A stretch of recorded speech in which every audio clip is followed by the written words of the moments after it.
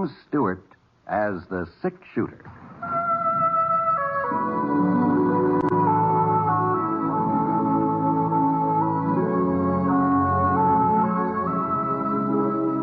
The man in the saddle is angular and long-legged. His skin is sun-dyed brown. The gun in his holster is gray steel, rainbow mother of pearl. Its handle unmarked. People call them both the sick shooter.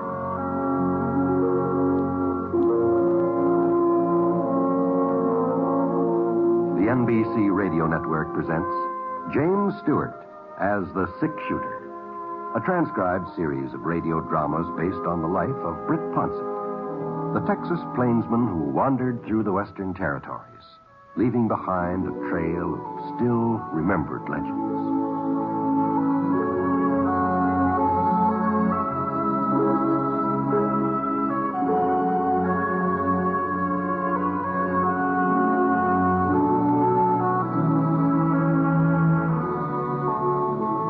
Well, it sure didn't look like I was going to get much sleep that night. The Prospect Hotel was right in the middle of town, and from my room I could hear just about everything went on outside. Hold up a minute, George. And there wasn't much I could do about the noise either. It was too doggone hot to shut the window.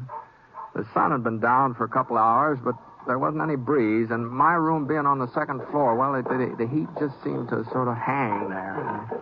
Whew. Boy. Well, along about 10 o'clock, I finally managed to doze off. I wasn't exactly sound asleep, you understand. It was just sort of in between, you might say. What the Sam Hill is... For a second, I thought maybe I dreamt that shot. And then I heard somebody come running out of the front door of the hotel and jump on a horse. By the time I got across the room to the window, whoever it was had ridden out of sight. Well, I pulled on my pants. I headed downstairs.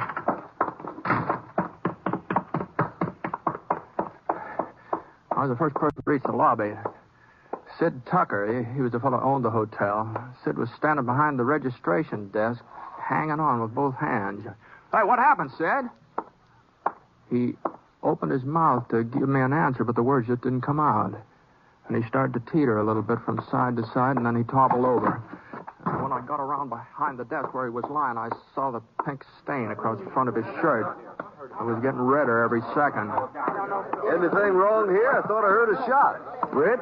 Well, it's Sid Tucker. You better get Doc Prince, quick. Well, sure. Oh, yeah, and get the sheriff, too, if you can find him, will you?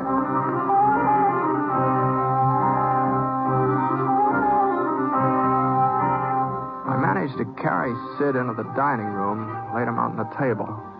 I figured the doc might have to do some probing for that bullet in Sid's belly. And if Sid was in a good hard surface, he'd have a little easier time handling him. By this time, everybody in the hotel was crowding around seeing what was wrong. Maybe I can help, but I don't know what... Sid was still breathing, but there was a kind of a raspy noise with every breath he took, and the bleeding was worse than ever. Gee whiz, he was bad off, all right, no doubt about that. Well, it was about 10 minutes before Doc Prince got there. Seemed a lot longer, of course, but Let me through here. just about that time. Now, just go on back to bed, everybody. Go on now. There's nothing you can do here. You'd just be in my way. Please, go on now.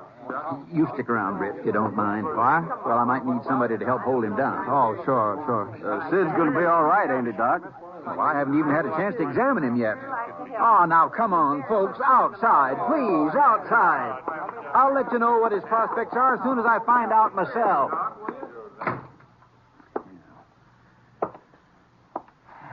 I'm afraid that's not much of a bandage, Doc, but it's the best I could do under the circumstances. Sure, Britt. Well, looks like the bullet may have hit a kidney. Now, I told you, folks... Oh, hello, Sheriff. Howdy, Doc. Britt, Oh, Sam. how is he? Not good, Sam. Not good at all. He's lost a lot of blood, and he's hemorrhaging pretty bad. Mm-hmm. You around when it happened, Britt? No, I heard a shot and I came downstairs as fast as I could, but he was alone when I got here. Stop it. Well, I'm not going to be able to do any digging for that bullet now. It's in too deep. Listen, it sounds like he's coming to. Yeah. Doc, is it all right for me to try and talk to him? Well, I reckon it won't make much difference one way or the other. Now, Sid. I got an awful pain in my belly. What? Here, now, you just lie there easy, Sid. Don't do no moving around. Hurts bad, Doc. Awful bad. Yeah, now, you've been shot, Sid. Shot? You remember anything about it? No, Sheriff. I'm afraid I don't. Oh, yeah, I recollect. Yeah? He told me to give him the box. The tin box with the money the folks asked me to keep for him. You know who it was? Your money, Britt. Your cash is in that box. 50. No, don't worry yourself about that. Did you recognize him, Sid? What? The fellow who shot you. Did you get a look at him? John Stringer. Stringer, huh? Must have been him. These ways, he sure resembled that fella on the wanted posters on the wall here. Sid? He's not going to answer no more questions, Sam. Yeah.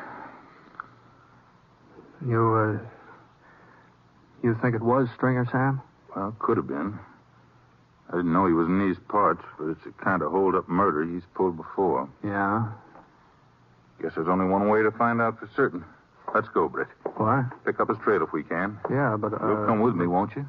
Well, sure, Sam, but if you think you need me, but there are plenty of local residents who make up a posse without I'm not taking a posse, Britt. Might be morning before I could get one together, and by then his trail would be cold. Stringer rides alone, usually. I reckon the two of us can handle him. Your horse in the stable? Yeah. Well? All right, Sam. I'll get Scar and meet you out in front, huh?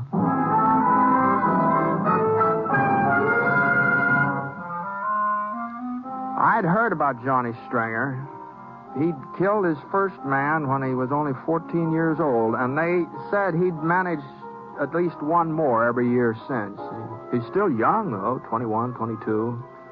Supposed to be a handsome boy with black, curly hair, brown eyes, and a little scar on the side of his neck from a gunfight somewhere near Salt Lake City. I'd never met up with him in person. As a matter of fact, this was further south than he usually strayed. That is, if it was Stringer who'd killed Sid Tucker. Well, we got our horses, Sam and I, and started looking for the trail. The fellow I'd heard ride off just after the shooting had been heading east toward the Furnace Hills, so we rode out that way. There was a lot of moon, and after milling around 15, 20 minutes, we spotted some fresh tracks along the creek at the edge of town. Of course, we still had no reason to be certain that this was the right trail. Hold on a minute, Sam. Whoa, Scar, whoa. What's the matter, Britt? Who? Look, over there beside that cactus. What's that look like to you? I don't see any. Oh, yeah. Easy, boy. Easy. That's the tin box Sid was talking about? Yeah. Yeah, the kid must have shot the lock open. Empty, huh? Yeah. Probably got tired carrying it. Mm-hmm. Hotel should have had a safe. Been telling Sid Tucker that for years. Yeah, well, this box always served the same purpose. Up till now. Yeah, up till now. Sid said he was keeping some of your money for you. Yeah, a couple of months' pay. That's too bad. Oh, well, I'll get over it. Sid won't. Well, there's no point hanging on to this anymore, I guess. Yeah. At least we know we're on the right track, Britt. Yeah, that's something. All right, Scar, let's go.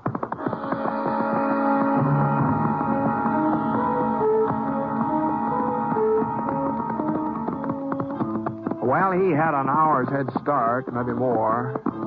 And we had to take it pretty slow to be sure we wouldn't lose the trail. So it didn't seem like we had much chance of catching up to him. Not very soon, anyhow. But then just about dawn, when the eastern sky started to show a few slivers of orange and yellow, those tracks we were following took on a different look. Britt? Uh-huh. You see now? Something must have happened to his horse. Yeah. Feels like maybe he went lame. Yeah, sure does, doesn't it? You see here, Britt? You see? Oh, boy. Must have stopped to rest for a spell. Mm-hmm. Come on, boy. Don't seem like it did much good, though. Horse was lamer than ever when they started up again. He couldn't have been making very much time from here on, that's for sure. Yeah. Better keep our eyes open. Might be running into him any minute.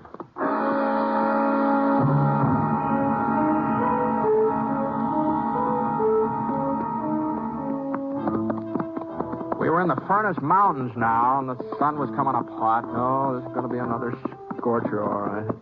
You could feel everything start to warm up already. The trail we were following showed more and more signs that the horse was in pretty bad shape. And the places where he'd stopped to rest were getting closer and closer together until finally we saw the fellow on the saddle had just given up trying to ride and started moving out ahead on foot. Oh. Easy, Scar. Easy.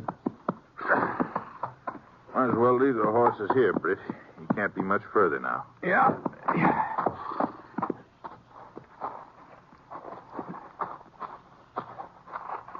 Sam. Hey, over there in the cabin on the side of the ravine there. Uh-huh. Know whose it is? No, I ain't never been on this slope before. Well, somebody's living there. From the looks of that smoke, I'd say they're cooking breakfast. Let's close in. We started up the side of the ravine, moving slow, keeping to the rocks for cover. It wasn't until we were about 20 yards away I noticed the barn. Sitting in front of a clump of trees across a little clearing. We swung a little to our left. If we could just get over to the barn without anybody seeing us, then we could move into the cabin itself. But we were still in a place, and we had to get past that clearing first.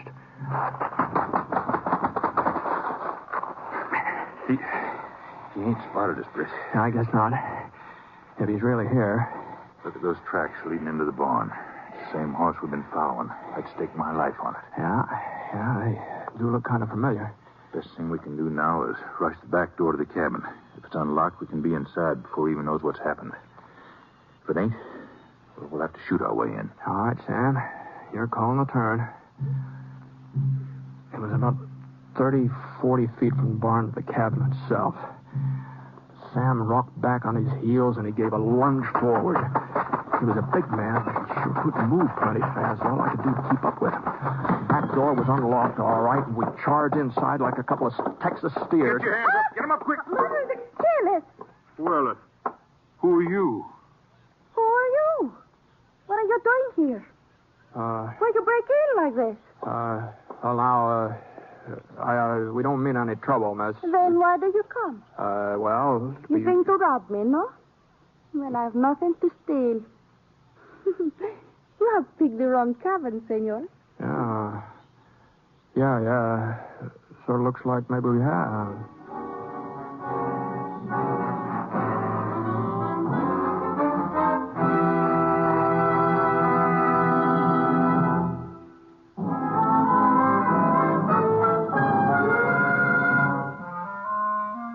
Well, she was a real pretty girl. About 20, jet black hair and black eyes that sort of flashed sparks when she talked. At least they were flashing sparks at us for a while. But finally we managed to get her quieted down. We explained that we weren't trying to rob her. We were just looking for an outlaw who was somewhere in these parts. No. I have seen no one. You're sure about that? See, there has been nobody. Last night, last week, nobody. You live here all alone? This cabin belonged to my father, Alfredo Mendez. He's dead now. 6 months. I live alone. It must be kind of lonely, a young girl like you. I'm busy. I take care of cows. I plant seeds. There will be food for winter. Well, I think I'll take a look around outside. The barn, maybe. Well, you look there. I tell you, there's no one. Yeah, that's what you told us. Want me to go with you, Sam? No. You might check the rest of the cabin, though, Britt. Sure. You think I lie? You think I would protect this bandito you tell me about? I am Maria Gonzalez Mendez. I do not lie. All right. Now, don't get excited, Maria. If he should be in this neighborhood and you didn't know about it, well, it'd be for your own good if we turned him up, wouldn't it? Wouldn't it? See, I guess so. But your friend, he does not trust me. Well, Sam's a sheriff. He can't afford to take chances. You mind showing me the rest of the place here? If you like. This is the main room. You call it the parlor. Uh-huh. here is where I sleep. What's that door over there? The bedroom of my father. Oh. It is still as it was when he... Yeah. You're satisfied? I'm satisfied Stringer isn't in the cabin, Maria. You're like your friend. You do not trust me either. Why would I hide this man if he's what you say he is? I sure don't know. He killed someone last night? That's right. You did not see him do it? No, but the man he shot, well, he recognized Stringer. Stringer? It is a funny name. Yeah? I never heard of him. Well, he's pretty well known. This isn't his only killing by a whole lot. Has nothing to do with me. He's not in here, Sam. Yeah.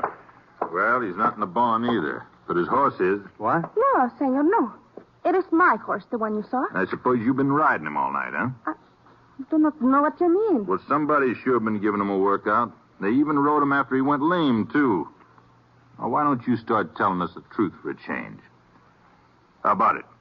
It does not matter. He has gone. I get to him another pony and he rides away. Long before you get here, he is gone. Well, now I'll be... You will never catch him now. That is why I pretend I think you want to rob me when you come. Might have known. But he has killed no one. And his name, it is no Stringer. It is Johnny Davis. He tells me that you will look for him and that you will blame him for things he does not do. Sure, that's what he told you, and you had to believe him, didn't you? He would not lie to me. Well, I guess you ain't the first senorita that got taken in by Johnny Stringer. Even his wife. He's talked her into putting up with him on and off for the last 5 years, and she's supposed to be a pretty decent girl. His wife? That's right, Maria. Johnny's married. Has been since he was, 18 or so. It is not my concern, this Johnny Stringer. It isn't, huh? Your friend Davis, has he got black hair, curly black hair? Many men have black hair. And many men don't have a scar on their neck. Right here. A scar? We're just wasting time, Britt. We got a trail to pick up. Yeah. Wait. You lied to me about this scar. You tried to make me think that my Juanito is the same man you look for.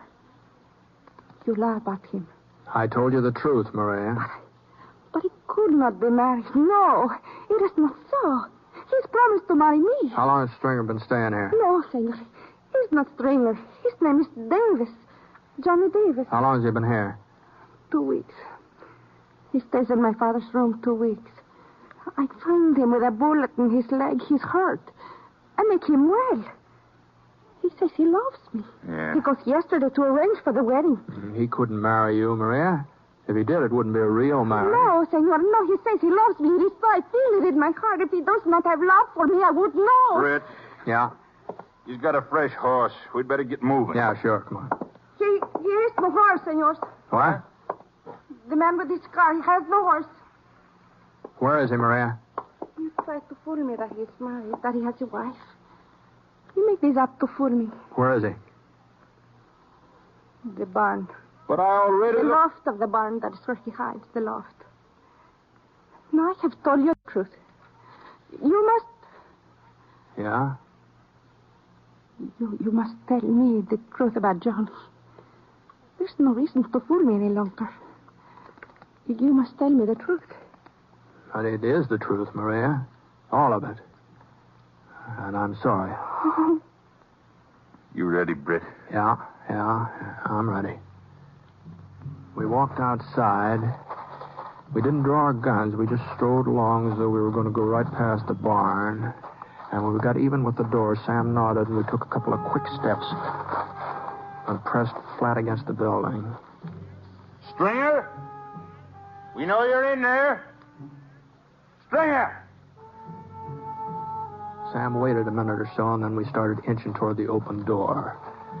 I took my cue from him, and I started moving in the opposite direction. He was up there all right. And he was in a good position to cover that door, too, if either one of us so much as got near it. We ain't no hurry, Stringer. We can wait. You wait a long time, mister. Sam? Yeah. Is there any other way of getting inside? Round the back, maybe? There's a window, but it's too small to crawl through. Isn't that he's using up a lot of bullets? Trouble is, we don't know how many loads he's carrying. Yeah. Guess we'll just have to try smoking them out. Ain't no breeze. Ought to be safe enough. What about the horse? He's just inside the door. He ain't tied up or nothing. He'll come out before it gets too bad. Okay. I'll go around and back. I managed to get to the rear of the barn by hugging the sides of the building and keep out of range. Every once in a while, I could hear Stringer get off another shot. But he was still aiming towards Sam, trying to make sure that we didn't rush him. I found some dry brush and pushed it up against the barn. And then I broke through the window with the butt of my gun. And that told Stringer where I was, and he sure didn't like it. I flattened down, and I stayed that way until I got a handful of brush burning. And then I raised up a couple of inches and then threw it inside. I didn't know whether it would catch or not, so I stayed there where I was so I could be sure. Yeah, I must have been lucky. It had hit some rags and papers. Anyway, a good steady stream of smoke was pouring out the broken window, and Stringer would have to start moving out pretty soon. He wasn't doing any shooting, so I made my way around the front again. The smoke was starting to come out the door, and the whole inside of the barn was filled up with it. Hey, look at that. You never know about a horse during a fire. Some of them would just stand right in the middle of it and not make a move to save themselves. But there was only one direction Maria's pony could head, and that was outside, so he finally put his nose down the counter and galloped and past. About a minute later, Stringer followed his example. He was holding a bandana over his mouth with one hand, and the other hand was stuck up in the air. We were both covering, Sam and me, and it didn't look like we had anything to worry about. And then I saw a flicker of metal behind that bandana. But before I could do anything about it... What is it? What is it? She ran in front of us and threw herself in his arms. I figured you wouldn't let me down, honey. He pulled her tight against him, and the bandana fell away from the revolver he was holding. All right, gents, drop him. I said drop him, unless you want to shoot her in the back. Johnny. Drop him, I said. And I ain't going to wait much longer. Okay, Stringer. You too, mister. Now, honey, just stay close to me. We're getting out of here. Will you take me, Johnny? What's the difference? You take me to get married like you promised? Remember, Johnny, you promised me this will be our wedding. Sure, I remember, but we got other things to think about now. Where'd they leave their horses, Maria? Did they tell you? I got on my mother's white dress. The dress she was married. Yeah. I pressed it nice. The lace. I look very pretty, Johnny. Oh, shut up. What about their horses? Why don't you tell her you won't marry her, Stringer? That you can't, even if you wanted to. I wouldn't do a lot of talking if I was you, mister. Tell her about your wife in Utah. And some of the other girls have helped you over a tight spot. You're not the first, Maria, not by a long shot. I warned you, mister. I told you. Says, why do you care, Johnny, if they are not true? But they are true. Aren't they, Johnny? I never said they was You true. don't have to say. I know. In my mother's white dress with the lace. I will not wear it today. What if I am married? That doesn't mean that we can't. Maria. For a second, I didn't realize what had happened. Stringer was staring at Maria like he'd never seen her before, and then he started to raise the revolver he was holding, his finger on the trigger, but he never finished squeezing it. He slid out of Maria's arms and fell face down on the dirt. It was a small knife with a fancy silver handle, buried deep in his back, right between his shoulder blades. You will want to take me with you now. Not Juanito. But I would like to change my dress first. I think I would like to wear the white one with the lace. After all.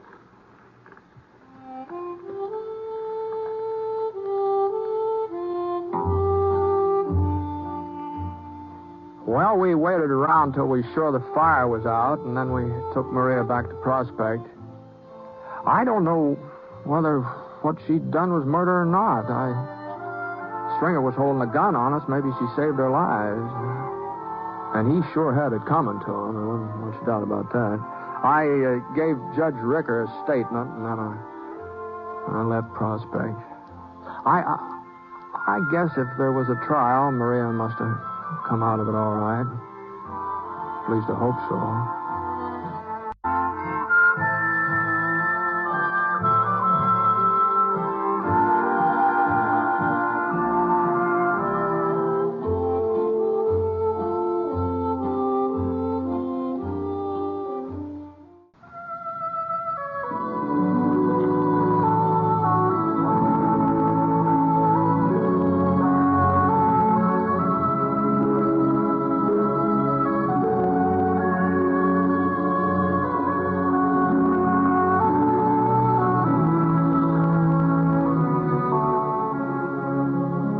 Shooter is a transcribed NBC Radio Network production in association with Review Productions. It is based on a character created by Frank Burt and is written by him.